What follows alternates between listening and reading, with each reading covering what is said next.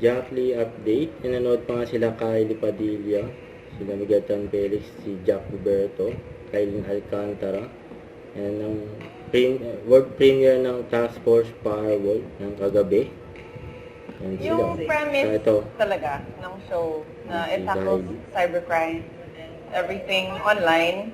Kasi big fear ko yan ever since nagka-baby ako. Kasi yung mga anak ko may mga iPad na eh. So, finirewall ko rin yung mga iPad nila. Kasi nga, ang lawak, abot mo na lahat eh. I mean, open ka na sa whole world because of the internet. So, as a parent, kailangan ko mag-ingat. So, that's where it started.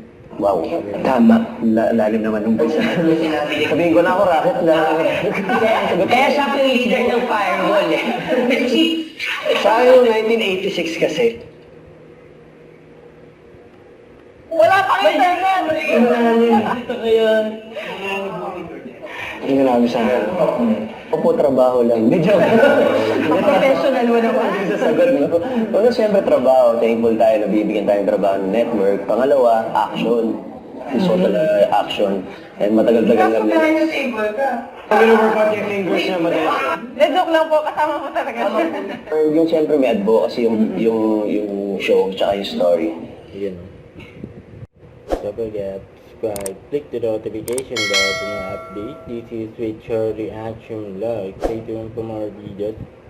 See ya.